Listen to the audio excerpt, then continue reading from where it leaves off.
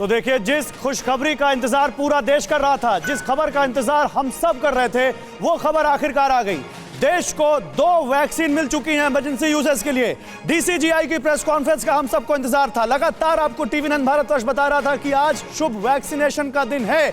लगातार हम आपको खबर दे रहे थे कि आज 11 बजे वो खबर हम सबको मिल जाएगी जिसका हम बेसब्री से इंतजार कर रहे हैं। और कोविशील्ड और कोवैक्सीन, एक वैक्सीन जो पूरी तरह से स्वदेशी है कोवैक्सीन, और एक वैक्सीन जिसको दुनिया की सबसे बड़ी वैक्सीन कंपनी बना रही है, बहुत बड़े लेवल पर मौजूद है कोविशील्ड। उन दोनों को डीसीजीआई ने इमरजेंसी यूजेस की इजाजत दे दी है। कुमार कुंदन हमारे संवाददाता हमारे साथ जुड़ चुके हैं।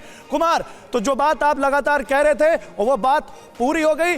भारत को सबसे बड़ी खुशखबरी आज मिल गई। निश्चित रूप से गौरव, ये देश के लिए सबसे बड़ी खबर है और इस साल की सबसे बड़ी खबर है कि भारत ने 1 साल के अंदर जिस साल बीमारी आई उसी साल उसका वैक्सीन तैयार कर लिया और मेड इन इंडिया वैक्सीन तैयार किया है। सबसे बड़ी बात यह है, सीरम इंस्टीट्यूट और भारत बायोटेक दोनों को मंजूरी दी गई है। सीरम इंस्टीट्यूट का एफिकेसी 70.4 बताया गया है और भारत बायोटेक का भी एफिकेसी तो उन्होंने नहीं बताया, लेकिन इतना जरूर बताया कि इमरजेंसी अप्रूवल इसका दिया जा सकता है। तो ये बहुत बड़ी खबर है गौरव, और आज मैं व्यक्तिगत रूप से बता रहा हूँ, मुझे बहुत खुशी हो रही है। दिया जा सकता है या इमरजेंसी अप्रूवल दे दिया गया?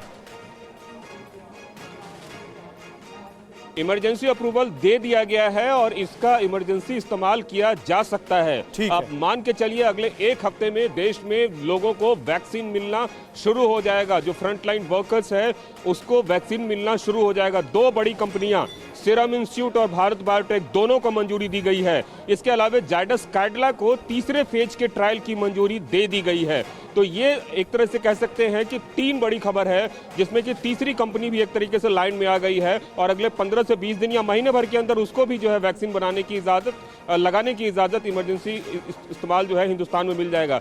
लेकिन जो सबसे बड़ी खबर है वो यही है कि भारत बायोटेक और सीरम 2 ऐसे इंस्टीट्यूट है जिनको जो है वैक्सीन के इमरजेंसी अप्रूवल दे दिया गया है। और अब किसी भी समय से मेरा मतलब है कि अगले 1 हफ्ते के अंदर हिंदुस्तान के फ्रंट लाइन वर्कर्स को वैक्सीन मिलना शुरू हो जाएगा। ये बहुत बड़ी खबर है, बहुत बड़ी खबर। कुमार, आप रहिए हमारे साथ, एक बार अपने दर्शकों को फिर से ये खुशखबरी देते हैं, क्योंकि खुशखबरी इसलिए क्योंकि पूरे देश को इंतजार था इस खबर का।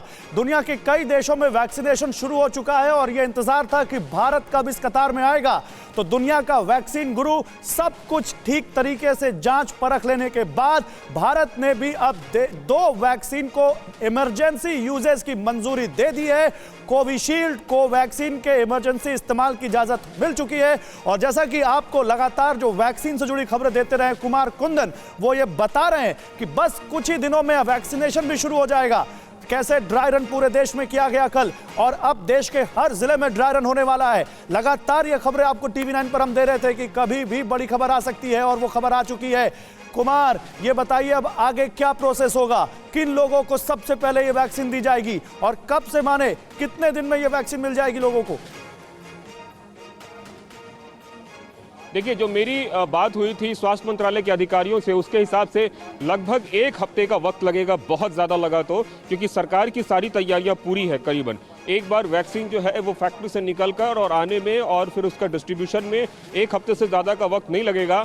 और आप मान के चलिए कि अगले 6 से 7 दिन में वैक्सीन कभी भी जो है लोगों को लगना शुरू हो सकता है, खास करके फ्रंट लाइन वर्कर को। सरकार ने डेटा जो है 30 करोड़ लोगों को लगाने का रखा है, जो जून और जुलाई तक का लक्ष्य है। लेकिन अभी फिलहाल 3 करोड़ लोगों को वैक्सीन दिया जाएगा और ये वो लोग होंगे जो फ्रंट लाइन वर्कर्स हैं, ये वो लोग हैं जो डॉक्टर्स हैं, सैनिटरी स्टाफ्स हैं। और अभी जो बताया जा रहा है फिलहाल, जैसे कि दिल्ली में तकरीबन अगर बात करें तो 51 लाख लोगों को चिन्हित किया गया है। इसके अलावा और भी राज्यों में अलग अलग इस तरह से डेटा बनाए गए हैं। लेकिन फिलहाल जो है जो फ्रंट लाइन वर्कर्स हैं उनको वैक्सीनेशन दिया जाएगा। एफिकेसी के बारे में बता रहे थे, कोविशील्ड और कोवैक्सीन की एफिकेसी को लेकर भी, एफिकेसी यानी वो कितनी प्रभावशाली हैं, इसको लेकर भी क्या इस प्रेस कॉन्फ्रेंस में कोई अहम जानकारी दी गई है?